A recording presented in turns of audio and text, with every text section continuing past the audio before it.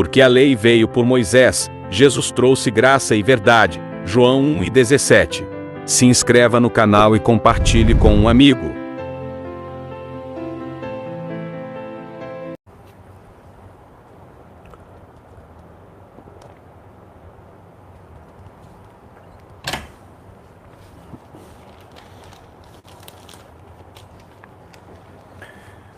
Olá, meus irmãos, graça e paz, povo amado de Deus, graça e paz. Vamos a mais uma reflexão da palavra do Pai. Esse é o tema: Deus é amor e justiça. Quantos de vocês já falaram isso? Quantos de vocês já ouviram isso, né? Deus é amor, mas Deus também é justiça. Principalmente quando nós pregamos o Evangelho da Graça, falamos que não há pecado, não há condenação, não há maldição sobre o povo de Deus. E aí, geralmente, os irmãos da tradição religiosa, da mente culposa, da mente cauterizada, do esforço, né, meritório para alcançar a salvação, ele diz: irmão, mas está escrito que Deus é amor, mas também Deus é justiça. Porque vocês ficam falando aí que a salvação é pela graça, então, independente do que a pessoa fizer, ele é um salvo e salvo para sempre. Bom, primeiro que a gente não está, pelo menos nós que ministramos o Evangelho da Graça, nós não estamos generalizando, porque essa ideia do universalismo, ela não é bíblica, de que todo mundo é filho de Deus. Não existe. Todo mundo é criação de Deus, criatura, tá? Filhos foram eleitos nele em amor, escolha dele. Filhos espirituais, tá? Os espíritos que se revestiram de carne.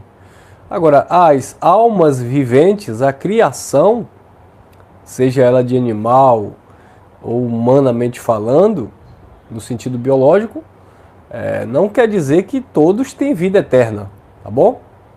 Então, enfim, tem aqueles seguidores da filosofia do universalismo que acredita que todo ser humano é um filho de Deus encarnado.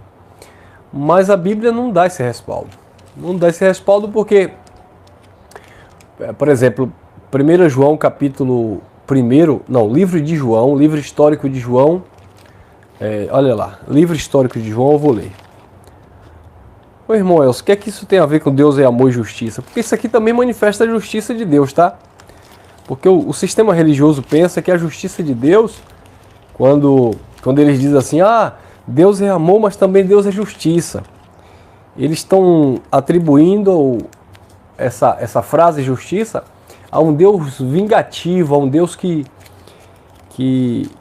vai castigar o seu povo, não entendendo que o juízo aconteceu sobre a casa de Israel. Então, eles generalizam, dizendo que Deus é amor, mas também Deus é justiça, como se Deus fosse matar, tomar a salvação, tirar a salvação de alguém ou de um filho que porventura escorregou, desobedeceu, errou o alvo. Então, um dos textos que manifesta a justiça de Deus, justiça é de alguém que é justo, tá? E aí alguém pode dizer assim, mas isso aqui não é justiça, porque para Deus ser justo, ele teria que igualar todo mundo no mesmo nível. Isso é uma concepção humana, não divina. Tá? O Criador, ele faz todas as coisas. Ele disse, por meio de...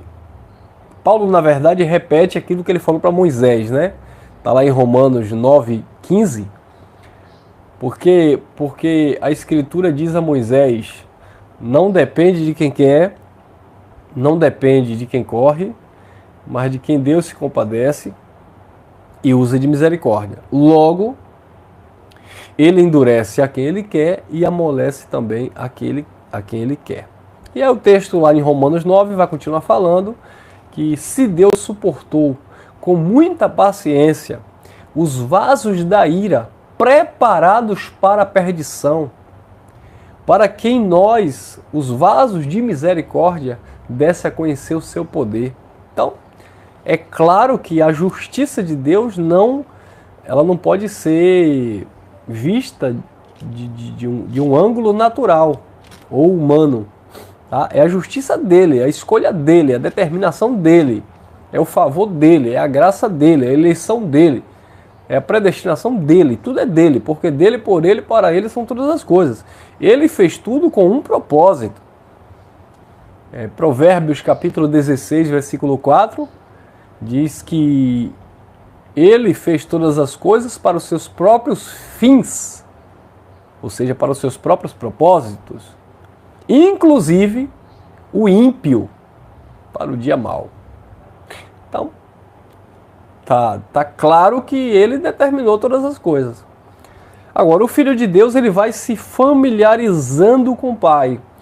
O Filho de Deus ele vai sendo reeducado pela palavra. O Filho de Deus ele vai sendo orientado pelo Evangelho e ele vai cedendo, ele vai se abrindo, aceitando a palavra, recebendo a palavra, aceitando a palavra. Não é aceitando Jesus para se tornar filho de Deus. Ele é um filho de Deus, por isso ele recebe a palavra de bom grado, ele aceita a palavra da fé. É nesse sentido, tá? Então, olha lá, João capítulo 1, isso é a manifestação da justiça de Deus. João capítulo 1, no versículo 13, diz assim. Eu vou ler o versículo 12 para a gente não fugir do entendimento. Mas a todos os que o receberam, deu-lhe o poder de terem feitos filhos de Deus aos que creem no seu nome, ou na sua pessoa. Seu nome aqui é a sua pessoa, tá? Para não ficarem aí.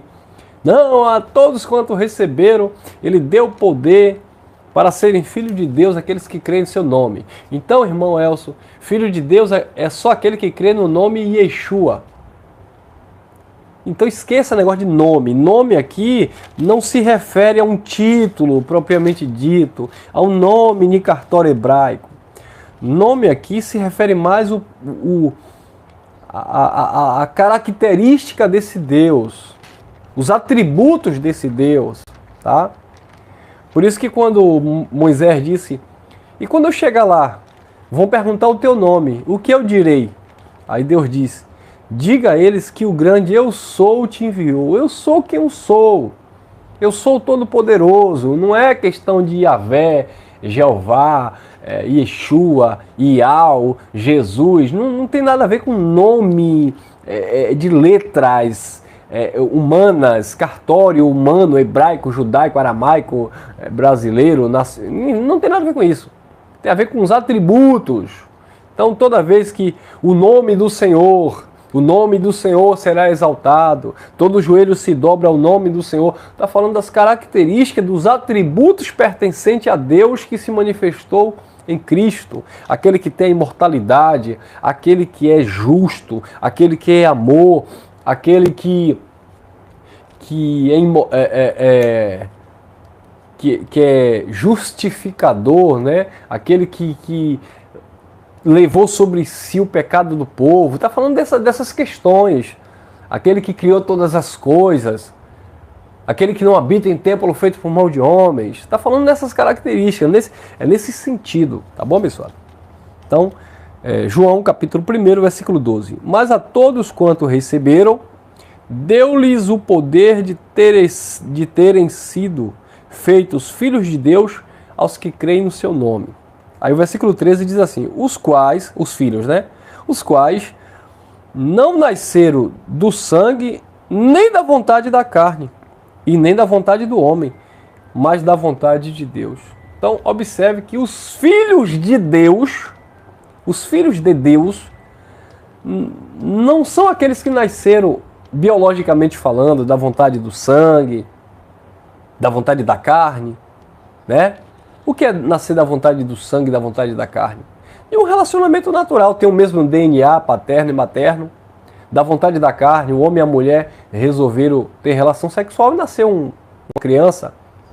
Então não nasceu da vontade do sangue, não é o mesmo DNA humano, não nasceu da vontade da carne porque planejaram, e não nasceram da vontade do homem, eu quero que seja assim, eu determino que seja assim, não. Mas nasceram da vontade de Deus. Então os filhos de Deus, isso é justiça de Deus. Os filhos de Deus nasceram da vontade de Deus. Ah, irmão Elcio, mas aí vai anular essa questão de que Deus é amor e Deus é justiça. Como é que Deus é amor e Deus é justiça? E os filhos são aqueles que nasceram da vontade dele. Claro. Claro que sim. Porque dele, por ele, para ele são todas as coisas. Isso manifesta o amor e a justiça dele. Mas como eu falei, os irmãos religiosos, quando nós falamos sobre isso, não, porque a palavra de Deus diz que Deus é amor e Deus é justiça. Primeiro que eles leem o texto fora do contexto. Eu vou explicar por quê. Aliás, nem existe esse versículo na Bíblia, tá? É uma força de expressão. Deus é amor e Deus também é justiça, não existe. Esse versículo completo, não. Existem fragmentos de outros versículos que, associado a esse versículo, você entende que de fato Deus é amor e Deus é justiça, porque Deus é justo. Mas não está em um único versículo. Deus é amor e Deus é justiça, tá? Vou mostrar para vocês daqui a pouco. Então, versículo 13. Os quais não nasceram da vontade do sangue, nem da vontade da carne, nem da vontade do homem, mas da vontade de Deus. Então, os filhos de Deus são aqueles que nasceram da vontade de Deus. Quer ver outra coisa? Olha lá, vamos lá. Outro texto interessante, que não é porque Deus é amor e justiça que ele não tem escolha, que ele não tem direito de escolher. Vamos lá. Romanos, capítulo 8. Não, Romanos capítulo 9, versículo 8. Olha lá, Romanos, capítulo 9, versículo 8. Diz assim, ó, Romanos 9, 8. Isto é, não são os filhos da carne... Opa, olha o que Paulo está afirmando.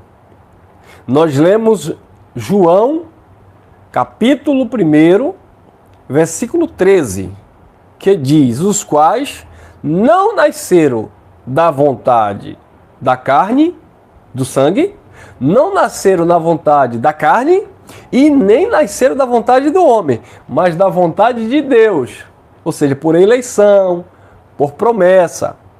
Aí vem Paulo em Romanos 9:8 e diz assim, isto é, não são os filhos da carne que são os filhos de Deus. Opa, então que conversa é essa universalista de que todo mundo é filho de Deus? Tem um herege aí que diz que prega a graça?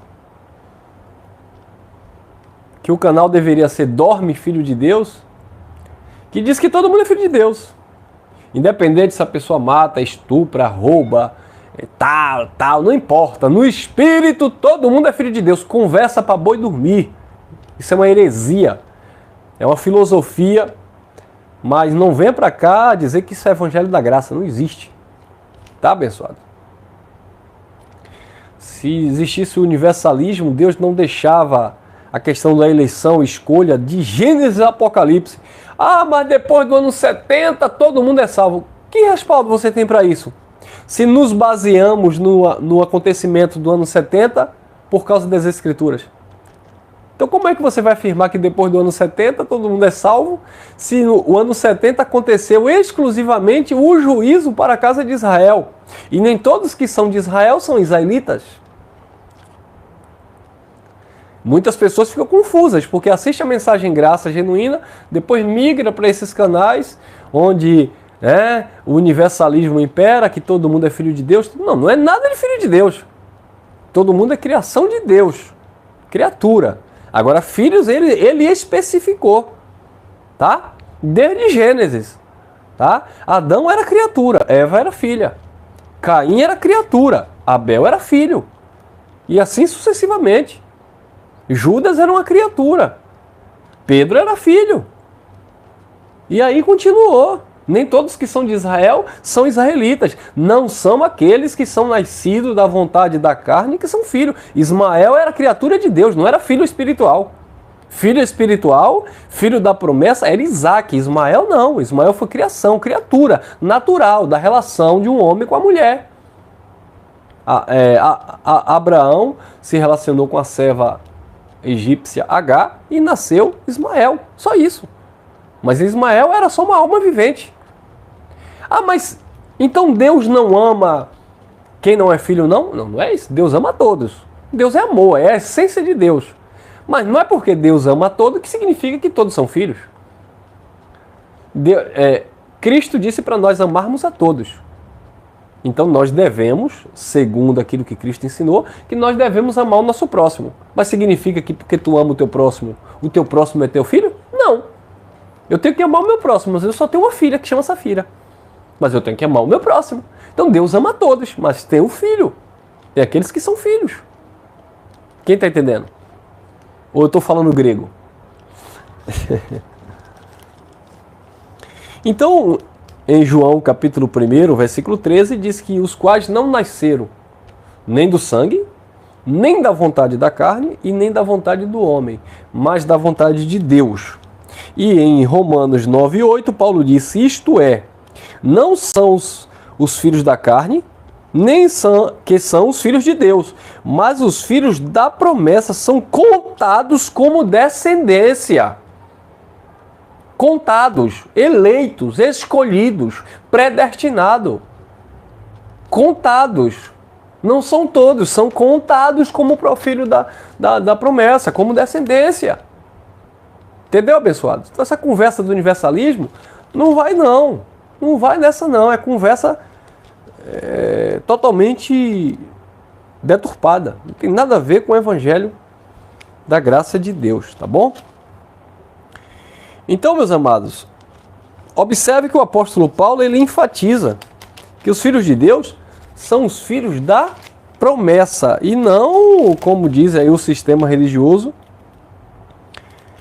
que são todos, né? Não, porque todos, não o sistema religioso. O sistema religioso diz que todo aquele que aceitar é que é salvo, tá? Porque eles pregam o livre-arbítrio, então eles dizem que é por aceitação. A salvação não é por eleição, é por aceitação. Você aceita e aí você é salvo. E o sistema universalista diz que todo mundo é salvo no espírito. Na carne todo mundo é perdido e no espírito todo mundo é salvo. Então, meus amados, observe que o que Paulo falou também em Hebreus, no capítulo 2, no versículo 14, Paulo disse assim, visto como os filhos participam de carne e sangue. Então os filhos, aí dizia, ele também participou das mesmas coisas falando de Jesus. Então os filhos participam de carne e sangue. Os filhos de Deus participam de carne e sangue. São os mesmos que se inclui lá onde o Salomão falou em Eclesiastes, que a carne voltará ao pó como era e o espírito voltará a Deus que o deu. Então o espírito volta para Deus que o deu. Mas o espírito de quem? O dos filhos, porque os espíritos são os filhos. Né? Paulo diz que nós somos espíritos revestidos de carne. Então os filhos de Deus são esses espíritos que estão revestidos de carne. Tá bom, abençoado? Então isso manifesta a justiça de Deus. Agora, olha o texto que eles leem que diz que Deus é amor e Deus é justiça. Mas que não está assim. 1 João capítulo 4, versículo 8. O texto diz assim, ó, aquele que não ama não conhece a Deus, porque Deus é amor. Mas não tem a segunda frase, Deus é amor e Deus é justiça. Aí eles dizem assim, porque está escrito, irmão, que Deus é amor, Deus é justiça. Então, esse negócio da pessoa estar vivendo no mundo e dizer que é filho de Deus, não é assim não, porque Deus é amor e Deus é justiça. E eles dizem que é esse versículo. Não tem esse versículo que Deus é amor e Deus é justiça. Por quê? Porque eles levam no sentido pejorativo, no sentido de que essa justiça é um Deus vingativo, um Deus maldoso. Um Deus que se você falhar com ele, ele retira, né, a salvação, ele te pune com fogo, te lança no inferno, porque Deus... Que amor é esse? Que amor é esse? Que Deus é amor, mas ele é tão justiça, tão... que ele vai queimar se você... Então não é amor. Não, irmão, Deus é amor e Deus também é justiça. Porque o reino de Deus não é comida, não é bebida, mas é paz, justiça. Tá vendo? Aí eu posso dizer que Deus é amor e Deus também é justiça. Não em um texto solto que nem existe Deus é amor e Deus é justiça em um único versículo, tá? Porque o reino de Deus não é comida, não é bebida, mas é paz, justiça e alegria no Espírito Santo. E essa questão de justiça não é porque Deus vai olhar se você está certo ou está errado e vai, sabe, agir. Não, é porque Ele é justo. Ele é justo e justificador. O Evangelho, olha lá, o Evangelho manifesta a justiça de Deus. Quer ver? Romanos capítulo 1, olha lá. Romanos capítulo 1,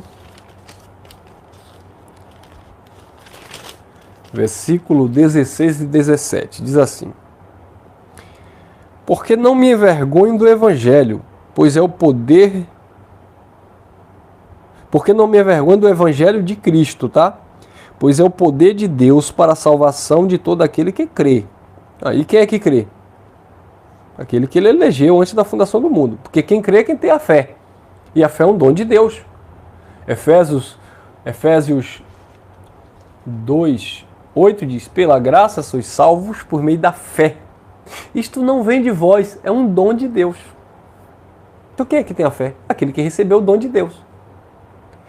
Tito capítulo 1, versículo 1, o apóstolo Paulo diz que a fé é um dom dos eleitos de Deus.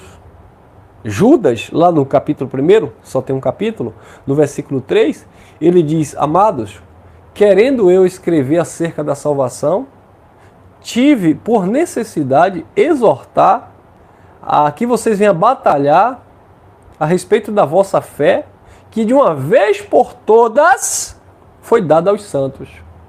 Então a fé é um dom de Deus que Deus deu aos santos eleitos. Então a fé não é de todos, tá?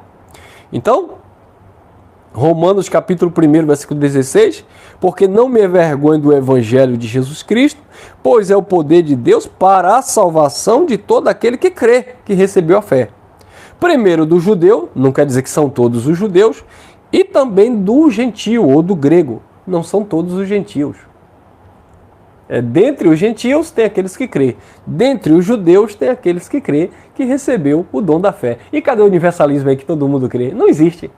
Não é conversa, irmão, não tem. Tá bom? Mas eu respeito a sua opinião, tá? Porque tem gente que pensa assim: o irmão Elcio está pregando isso, quer impor. Eu não quero impor nada a ninguém, irmão. Se você acredita dessa forma, bem. Se você não acredita, paciência, eu vou fazer o quê? Eu não estou impondo nada a ninguém. Eu não imponho nada a ninguém, eu tenho que pregar o Evangelho. Algumas pessoas ficam chateadas quando a gente fala assim: irmão, como é bom se reunir, como é bom estar junto, como é bom louvar. Mas eu não gosto de me reunir. Problema de você. E você não está pecando em não se reunir, não. Só que, assim, tem gente que pensa que a gente está impondo. Não, nós também não estamos impondo nada ao sistema religioso, não. Ninguém aqui está forçando o sistema religioso a deixar lá o Pentecostes, o sacrifício na fogueira. Não, nós vamos impor? Não, irmão, não é por força, não é por violência. É pelo Espírito. Se o Espírito conduzir, amém. Entendeu, amados? Então, nós somos livres. Se você é daquele que crê no universalismo, não, todo mundo é salvo, porque Hitler também era um filho de Deus no espírito, porque independente de qualquer coisa na carne, nós sabemos que a carne não presta, tá? Mas não foge do contexto. Jesus disse que a carne não presta, mas as palavras que eu vos digo é espírito e vida. Jesus disse: olha, a carne é fraca, mas o espírito está pronto. Mas não venha para cá distorcer, não. Não, então a carne não presta, então na carne todo mundo é pecador. mas no Espírito todo mundo é salvo. Primeiro que não foi nem isso que Jesus falou, você entendeu totalmente errado. Quando Jesus disse, presta atenção, abre os teus olhos, entenda. Quando Jesus disse, João capítulo 6, leia, João capítulo 6, versículo 63. Quando Jesus disse, as palavras que eu vos digo são espírito e vida. A carne para nada presta. Não está falando da matéria. Não está falando da pele, dos nervos, dos ossos. Não está falando da carne no sentido literal. Está falando da lei abençoada. A lei para nada presta. A lei era carne. A lei era na carne. Quando Jesus falou para os apóstolos, vigiai e orai, porque o espírito está pronto, mas a carne é fraca. Era a lei que era fraca, porque a lei não aperfeiçoava ninguém. Por isso que pela lei que era fraca, Jesus morreu em um corpo de fraqueza na cruz, para ressuscitar em espírito e dizer que a palavra dele é espírito e vida. Tá?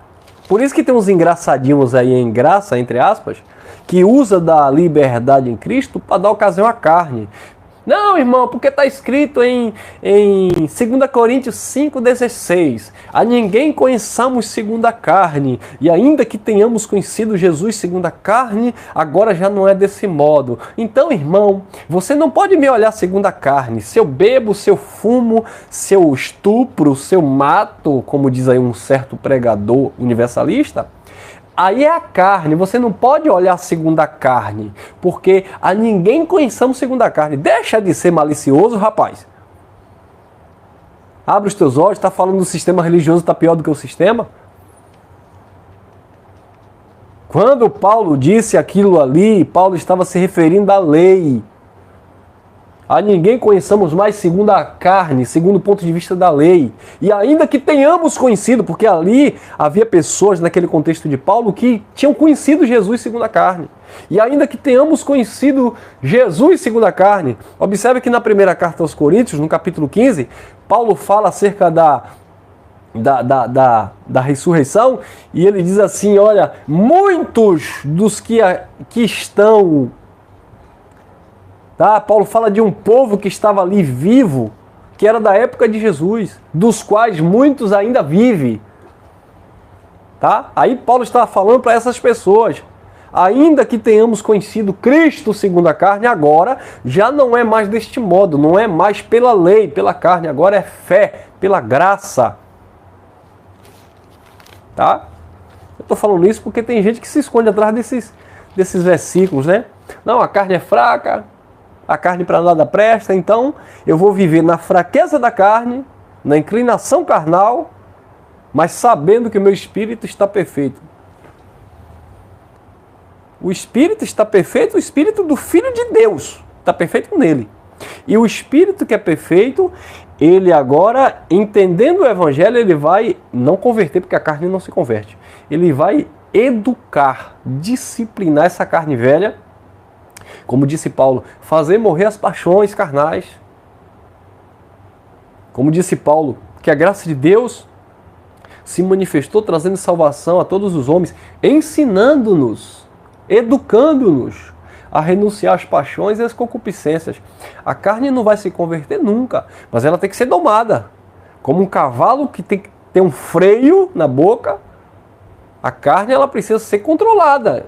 Ela não vai se converter, mas uma vez que a tua mente foi renovada pelo Evangelho, uma vez que você entendeu que você é um espírito perfeito no Senhor, você agora vai domar as atitudes carnais, se és que é filho.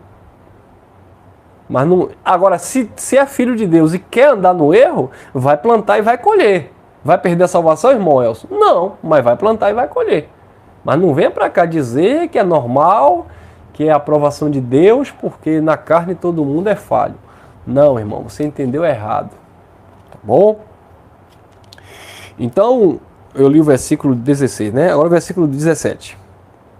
Porque nele, no Evangelho, o contexto é o Evangelho, no versículo 16, agora o 17, porque nele se descobre a justiça de Deus, de fé em fé. Como está escrito, o justo viverá da fé. Então, observe que o Evangelho, ele manifesta a justiça de Deus. Então, Deus é amor, porque João capítulo 1, versículo 3. Deus amou o mundo de tal maneira que deu seu Filho unigênito. Deus é amor. Romanos capítulo 5, versículo 8. Deus deu prova do seu amor em que Cristo morreu por nós, sendo nós ainda pecadores. Isso é amor. 2 Coríntios capítulo 5, versículo 18. Isto é, Deus estava em Cristo, reconciliando consigo mesmo o mundo, não impondo aos homens os seus pecados. Isso é amor. E nos deu a palavra da reconciliação. Isso é amor. Então, o Evangelho manifesta essa justiça de Deus, onde Deus amou incondicionalmente a ponto de salvar o seu povo. E salvação aqui não é salvação eterna espiritual, era uma salvação da carne, uma salvação da lei, um livramento de um juízo que haveria de vir sobre os rebeldes e aconteceu lá no ano 70 para a carne. Para os judeus, que viveram debaixo da lei. Os gentios não receberam juízo. Os gentios receberam a revelação. Aqueles que estavam fora, separados de Deus, foram agora, pelo mesmo sangue que perdoou os judeus predestinados, esse mesmo sangue, essa mesma aliança, unificou o Israel de Deus. Havia a separação das tribos lá de Israel, 10 tribos para um lado e 2 tribos para outras, e a promessa era de uma reconciliação dessas tribos, de uma unificação, mas isso era num plano espiritual. E quando Jesus veio, houve essa unidade, essa união, não no sentido literal, porque até hoje é a guerra lá na faixa de Gaza, o pau está quebrando lá, porque na carne não há reconciliação, na carne não há amor, na carne não há revelação, a revelação é no Espírito. Então no Espírito, independente se ele é da Palestina, independente se ele é da China, independente se ele é do Brasil, se ele é um Espírito, Filho de Deus, ele está perfeito no Pai. Agora na carne não, porque já viu, né? Quem está entendendo, dê glória.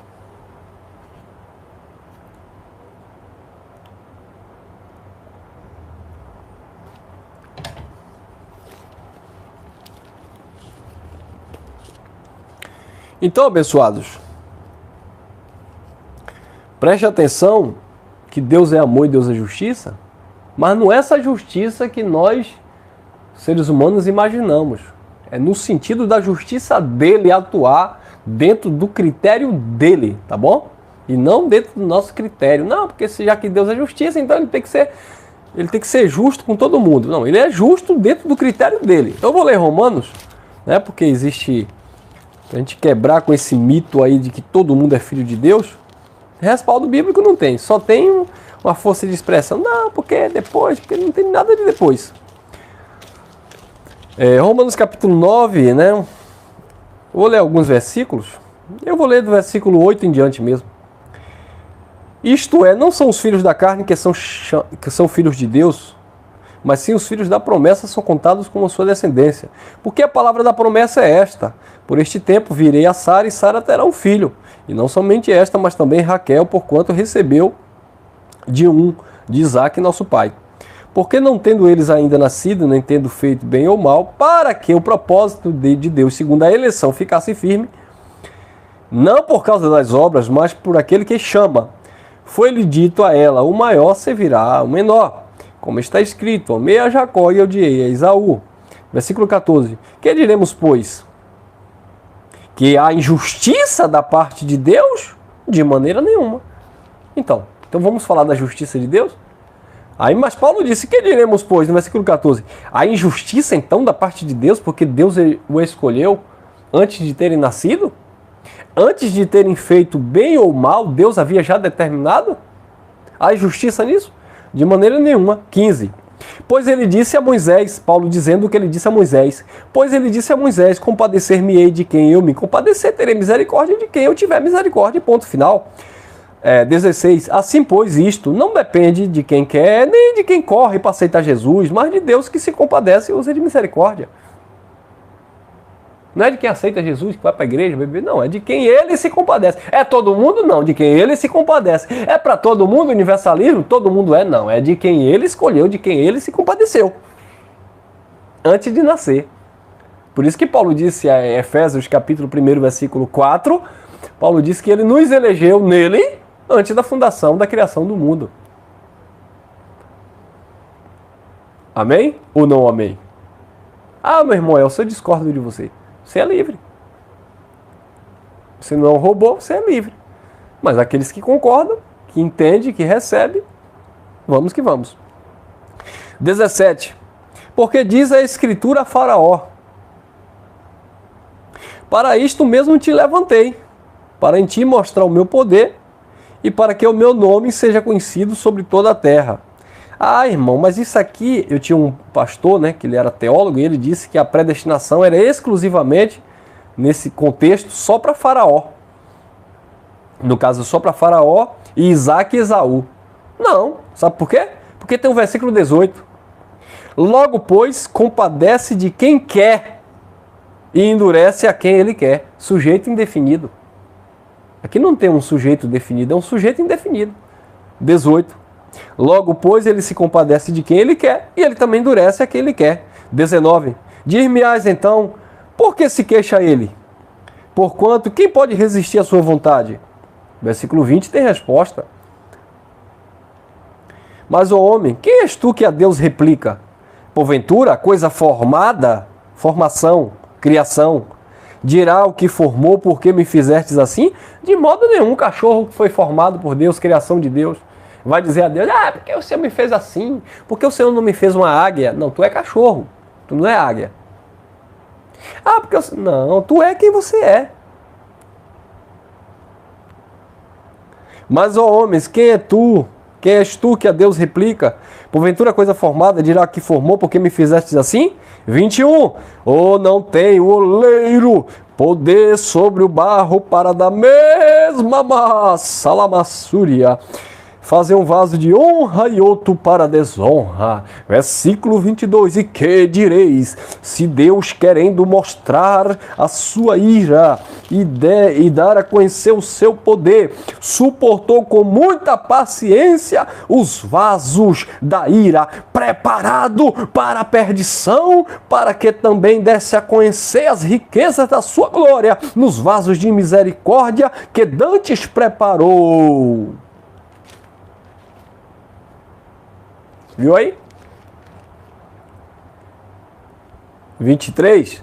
Para que também desse a conhecer as riquezas da sua glória nos vasos de misericórdia para a glória que dantes preparou.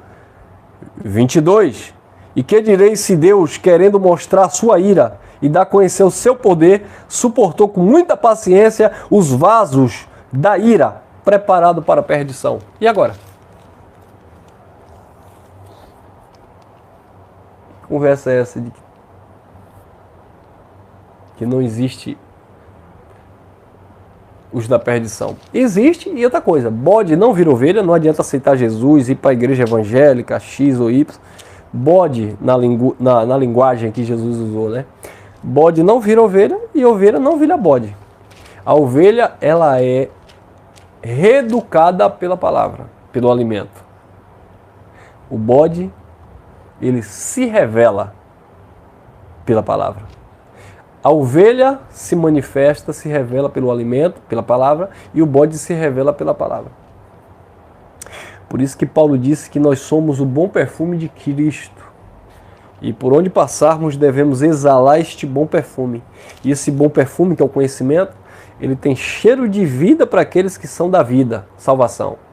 Mas eles também têm cheiro de morte para aqueles que são da morte, perdição.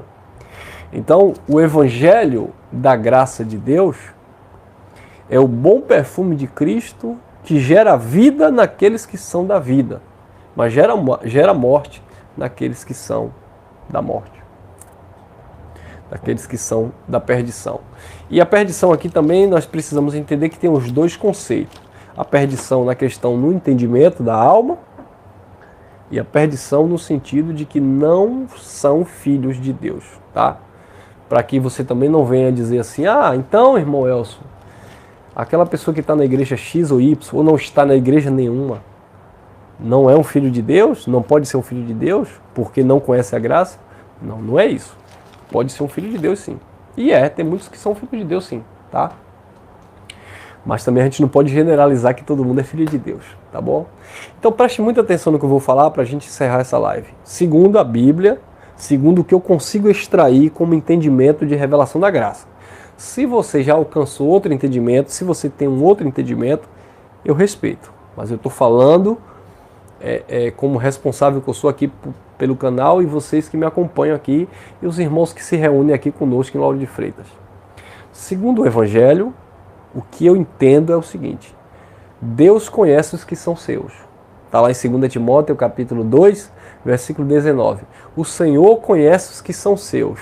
E todo aquele que professa o nome do Senhor, ele deve se apartar do mal. Tá? E para fechar aqui com chave de ouro, eu vou ler Romanos 8, 29, que diz assim, ó. Romanos 8. Olha lá, deixa eu ver se é isso mesmo. Romanos 8, 29 e 30. Diz assim. Romanos 8, 29 e 30. Corroborando com aquilo que Paulo falou a Timóteo, 1 Timóteo 2, 2 Timóteo 2, 19. O Senhor conhece os que são seus, e aqueles que professam o nome do Senhor aparte-se do mal. Romanos 8, 29 e 30 diz assim: porque aos que dantes conheceu, também os predestinou. Olha, desde antemão, ó. Os que dantes conheceu, também os predestinou para serem conforme a imagem de seu Filho, igual a Jesus, a fim de que ele seja o primogênito entre muitos irmãos. Muitos irmãos, não são todos que são irmãos, são muitos. Ou seja, a maioria são filhos, né? 30. E aos que predestinou, deu um predestino, tá? Aos que predestinou, não, irmão, não é predestinação, não, é presciência. Deus sabia quem iria aceitar Jesus, então ele destinou aqueles que iriam aceitar Jesus. Vai dar do mesmo. É a eleição da mesma forma. Os armenianos, eles dizem que nós somos calvinistas. Eu não sou calvinista porque a predestinação não veio com Calvino. Predestinação, ela veio desde os apóstolos, Paulo. Não é de Calvino. Mas eles dizem assim, porque eles querem sempre procurar problema, né? Não, esse povo é calvinista. Eles dizem que Deus predestinou. Nós dizemos não. É porque Calvino disse isso. Calvino disse isso, não. Calvino só entendeu. Agora, entendeu de forma também equivocada, porque existe algumas coisas dentro da linha calvinista que não faz sentido nenhum sobre a questão da predestinação. Tá? Então, vamos lá. 30. Aos que predestinou. Aí vem os armenianos e diz assim, não, mas aí é presciência de Deus. Deus sabia quem iria aceitar Jesus e aí ele destinou a salvação àqueles que Deus já sabia que iria aceitar Jesus. Bom, se Deus destinou a salvação àqueles que Deus já sabia que iria aceitar Jesus, então só haveria um grupo que iria aceitar Jesus. Então não é escolha humana, é que Deus, na sua onisciência, na sua presciência, ele já sabia que lá na frente só aquele grupinho que iria aceitar Jesus era salvo. Então Deus, de qualquer forma, fez o quê? Vai dar no mesmo, irmão.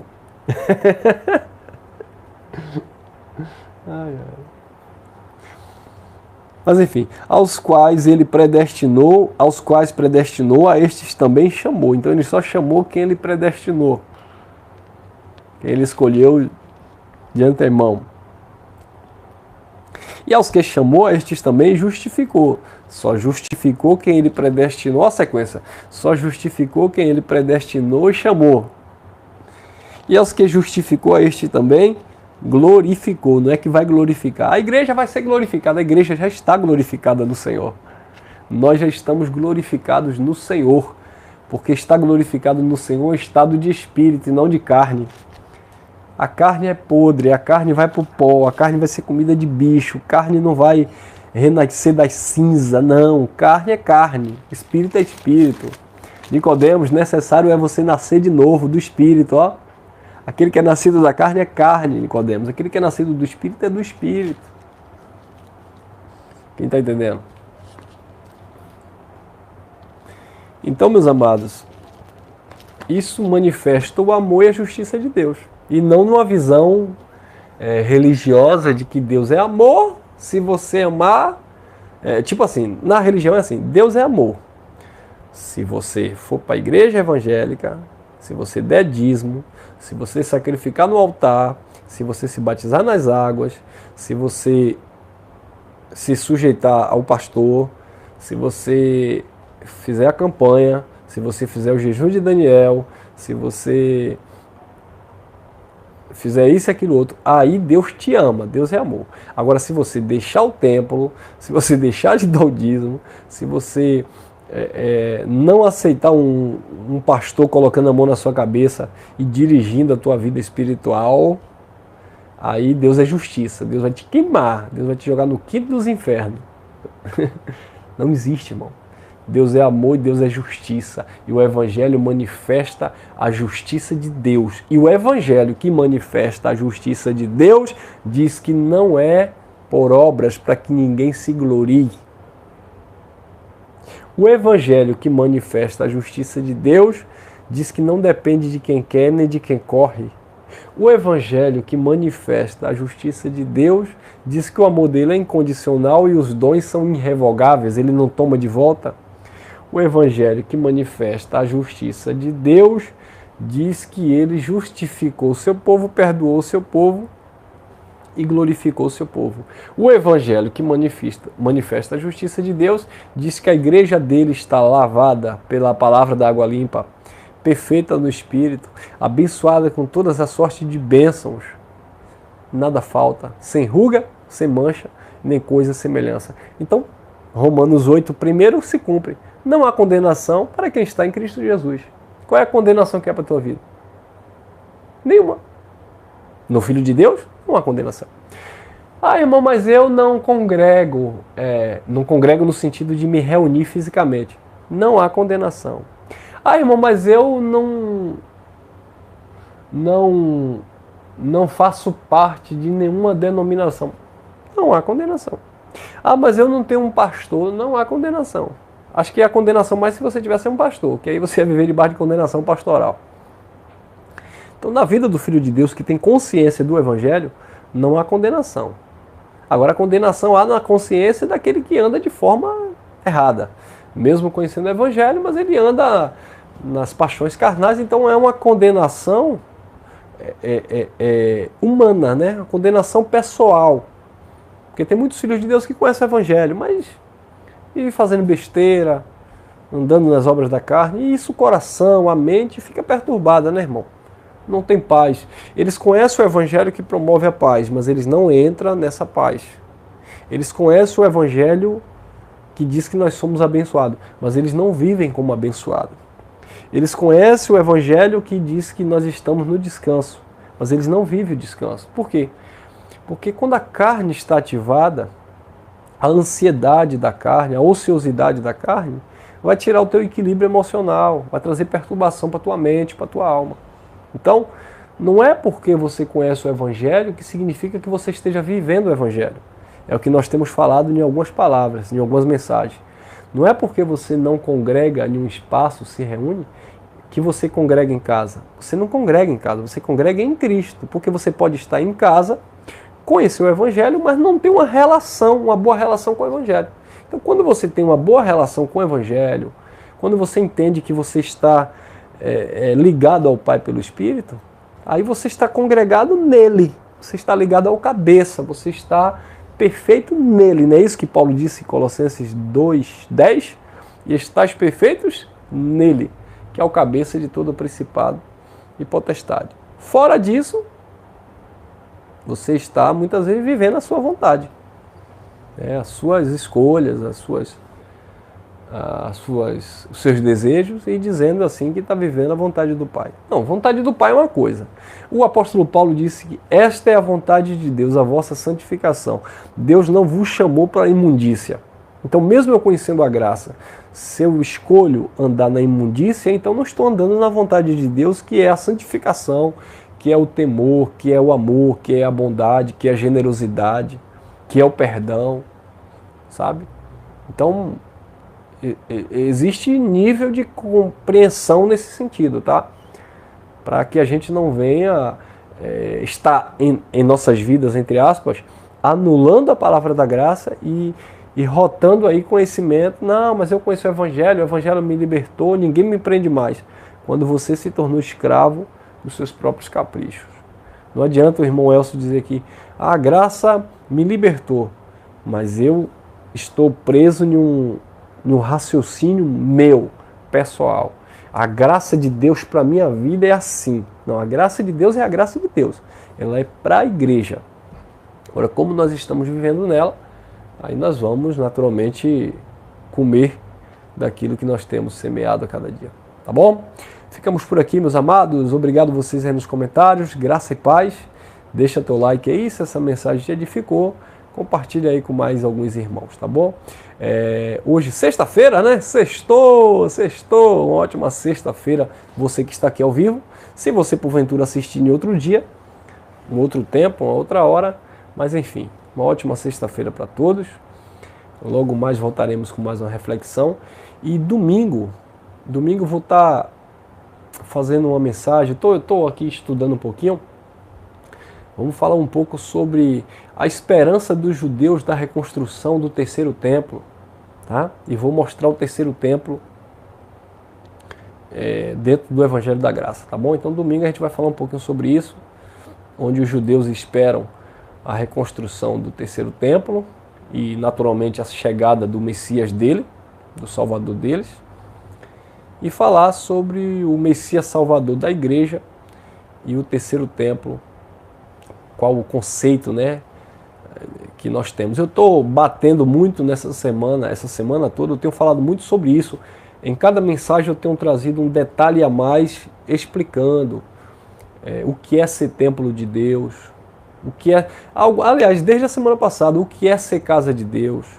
Você é casa de Deus, mas essa casa está cheia da presença de Deus ou está vazia? Eu acho que eu falei isso no domingo passado na nossa mensagem. Porque tem gente que é casa de Deus, ele sabe que ele é casa de Deus, mas a casa está vazia. Lembra da parábola que Jesus falou? Olha, ele veio e limpou a casa, mas se a casa ficar vazia, aquele espírito imundo que saiu, que está falando da natureza humana, ele vai lá e traz 7 pior do que ele. O último estado daquele homem é pior do que o do primeiro. Então existe filhos de Deus aí, eu sou templo de Deus, eu sou morada do Espírito, só que a casa está vazia de Deus. Vazia do amor, vazia da justiça, vazia da misericórdia, vazia da compaixão, vazia da bondade, vazia do perdão. E o que é que está dentro dessa casa de Deus? A vontade do homem. Eu sou casa de Deus, eu faço o que eu quero, eu sou templo do Espírito Santo, mas a minha vida quem governa sou eu. Então não é casa de Deus. Se você governa a sua vida, você não é casa de Deus.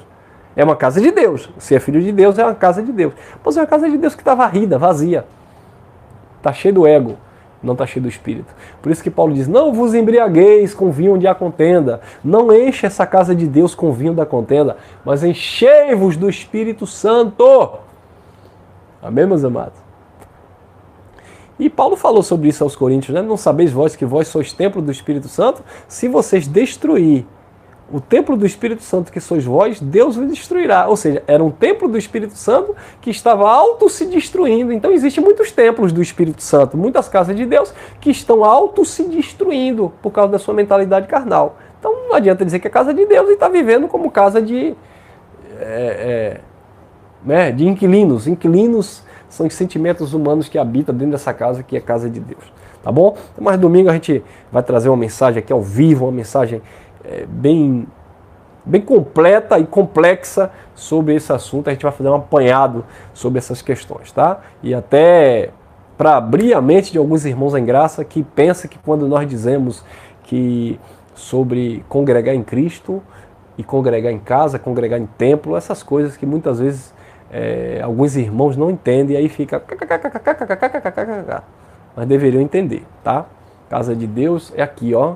Em espírito e em verdade, quando eu estou cheio desse espírito e dessa verdade. Não é porque Jesus disse, o Pai estará em vocês, vocês são templo do Espírito, e aí todo mundo está cheio do Espírito. Aí eu vou pegar alguém drogado, vou pegar alguém que está vivendo uma vida na podridão, na carnalidade e dizer, não, você está cheio de Deus porque você é a casa de Deus. Quem disse? Ser filho de Deus é uma coisa. Mas a casa pode estar vazia. E está vazia porque não tem a presença da graça, não tem a revelação da graça, não tem a comunhão do Cristo, não congrega em Cristo. Amém, meus amados? Graça e paz. Até a próxima. Vamos crescer na graça e no conhecimento. Fui. Até a próxima.